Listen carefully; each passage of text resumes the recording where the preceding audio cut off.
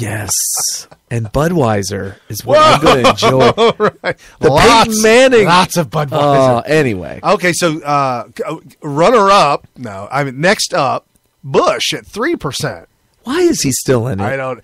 The fact that he's still in it and has $150 million in his war chest just goes to show you that there's something wrong with the his mom's process. Involved now. He got his mother. When was she not involved? Come on. Kasich at 4.7%.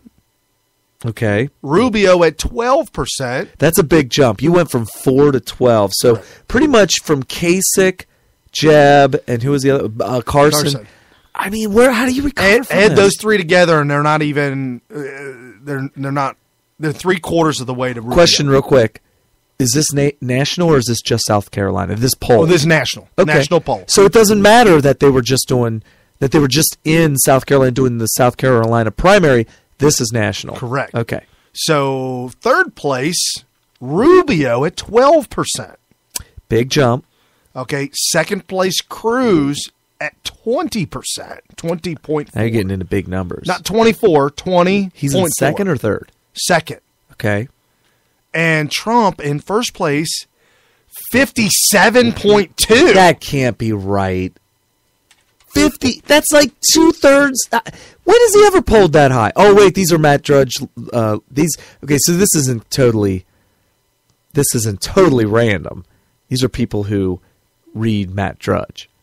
Okay. So 2/3, almost 2/3 of all Matt Drudge customers support Trump. Okay, so you want something a little more real? How about Reuters? Reuters has a rolling poll. Okay. Reuters rolling poll has Kasich at 2%. Okay. Has wouldn't vote. What? Shut up. Yes. Wait, who would name their child wouldn't vote?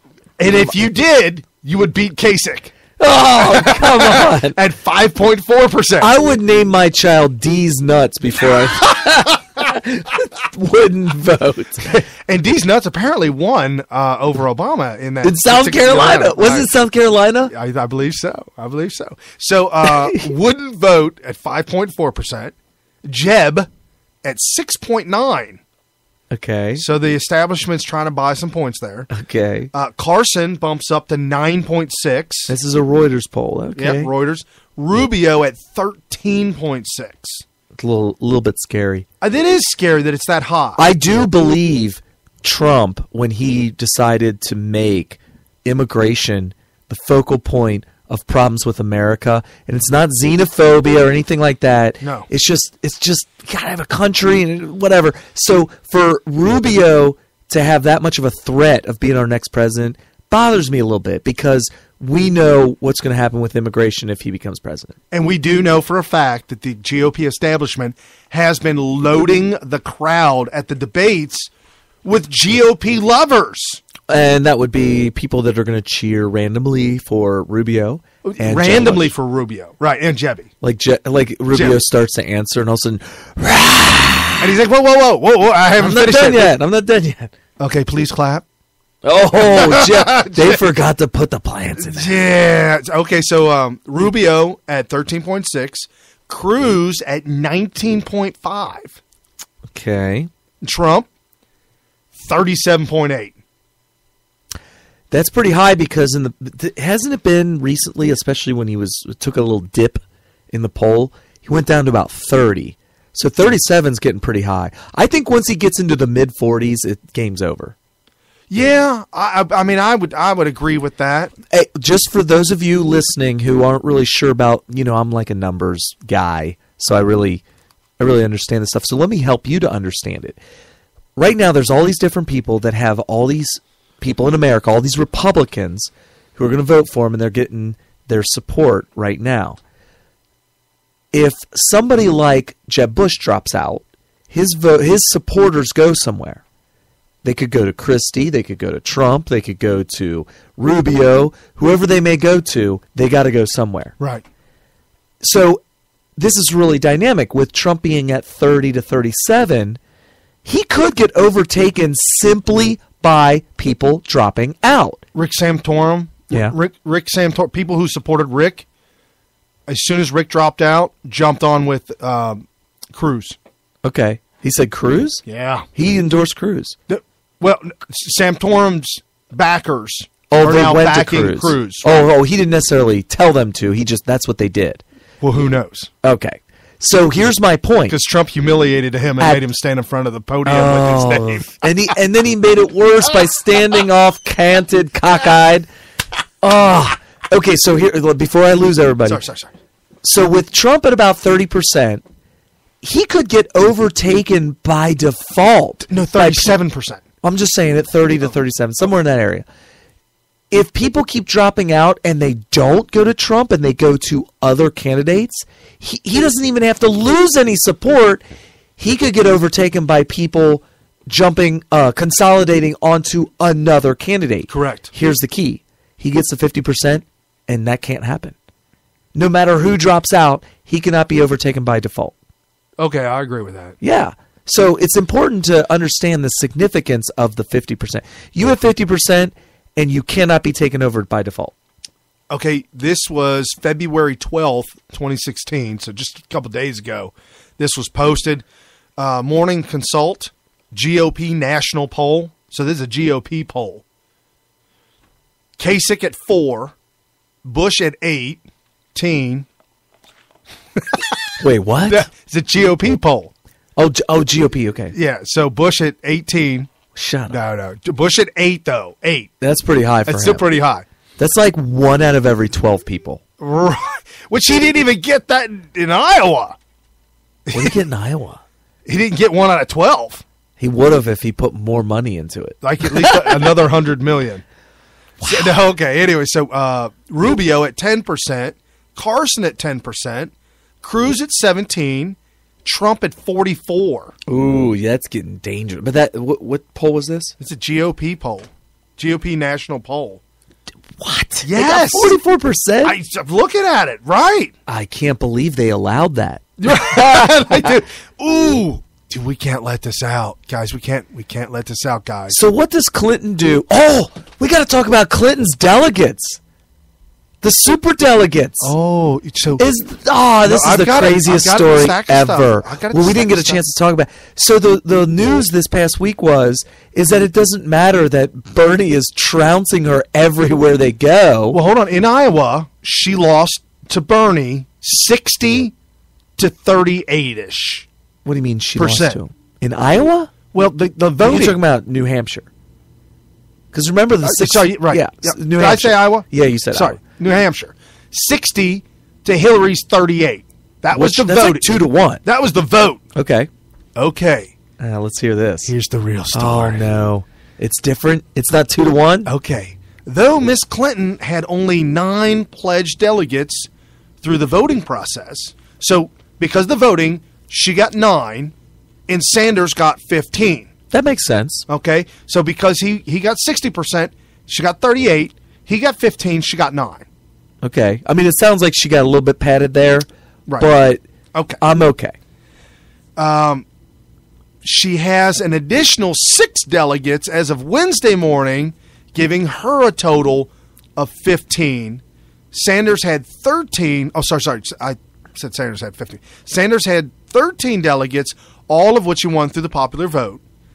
2 super delegates are uncommitted at this point, so even though the results appear to be a massive win for Sanders, the delegate counts where it matters tell a different story. So, before the 2 super delegates vote, Hillary won New Hampshire 15-13. And 2 unspoken for delegates. So those delegates may end up going to Clinton. Even if they went to Sanders, they tied 15-15. Yeah, even if they went to Sanders. They tied. That is a circumvention of the democratic process. For those of you who want to call the Democrat Party democratic, this right here is the argument against them being democratic. And from now on, I'm calling them anti-democratic. Right. So when somebody says, "Oh, Hillary, she's the front runner for the Democratic Party," I'm gonna say, "Whoa! You said that wrong. You meant to say anti-democratic party." Right. They're Democrats, which makes them anti-democratic. Yeah. Because Have you heard about the superdelegates? That's what I'm going to tell them. Everybody listening right now, if somebody tries to tell you that it's the Democratic Party, you say, no, anti-democratic, because have you heard about the superdelegates? That's all you got to say. Right. You don't have to say anything more than that whatsoever. Unless they say, well, what about the superdelegates? Then you got to explain what we just said. She's tied she's winning more delegates out of New Hampshire, even though she lost by a 2-1 margin. Correct. She lost by 30 freaking points. There is one question out of all these debates they're having. By the way, Hillary stopped the debates, but now that it's getting so close, she's ramping up the debates because she thinks that she can win them back or whatever. Anyways. Is she going to do the Jeb Bush strategy of dumping wheelbarrows of $100 bills into the street? It's possible. Okay. We talked about all the money she's doing in polling, which is insane. What do you mean? Oh, what? The money that she's paying for polling. Right. It's just insanity. But so check this out. There's one question that nobody is asking her in the debate that they had just the other night. Which is what? Hey, federal investigation? How come they subpoenaed the Clinton Foundation? Yes, the Clinton Foundation has been served a subpoena by the federal government investigating. Oh my gosh. I thought Benghazi and Servergate were bad. Now her foundation is being indicted? Well, they've served him with a subpoena. Oh my god! So apparently, there's some questions. Lucy, you have some explaining to do. You have some explaining. I know when you wrote that, I was like, does he know how he spelled this? Oh. So none of them have said anything to her about that. Hasn't been brought up. Nothing whatsoever. It's alleged. I don't even know what the one woman. There was a black moderator, female, and a white female moderator at the last debate for the Democrats. The black woman, turns out, reason why she didn't bring it up, she is a current and major donor to the Clinton Foundation. Of course she is. We don't want to tarnish that foundation for that, right? Right. So during their debate, this is all you need to know. During their debate, Clinton and Bernie are trying to sew up the black vote. Okay, so they're fighting over this chunk, this block. Okay. Did you hear about Bill Clinton? He was in Cincinnati this past Yeah, week. right. We were supposed to go picket him. I was curious. I wanted to go there to see if anybody showed up, and then I was like, yeah, people will show up to see a pedophile any day of the week. Probably. So no, but Trump supporters got some time on the air. Oh, they were in the background throwing their Trump signs around. Nice. The one that I left here. So he went. So Bill Clinton went to the Black Foundation downtown to try and rally black votes, and then went up to Clifton to another community center to rally black votes because they know that Cincinnati, Hamilton County picks the president. Oh, I make this argument all the time. If Ohio is the swing state, and it is, and it not only is it a swing state, but it also seems to always vote for whoever wins the presidency. If Obama wins Ohio, Obama wins the presidency. When Bush won Ohio, Bush won the presidency. Ohio always votes for the person that wins. Right. That being said, every time Ohio goes blue, Hamilton County goes blue. Every time Ohio goes red, Hamilton County goes red. What does that tell you? That tells you that this chunk of population, which constitutes Cincinnati, which is in Hamilton County, is the swing city. Right, the swing city for the state. For the whole state, for the whole presidency. It's the whole. We are the epicenter of who decides who the next president's going to be. Right. So here is a short montage of the Democrats in their debate. Democrats may have been in Wisconsin, but they were talking to South Carolina. They tried to appeal to African-American voters. In African-American neighborhoods, I can't. The reality stand is phrase. that both African American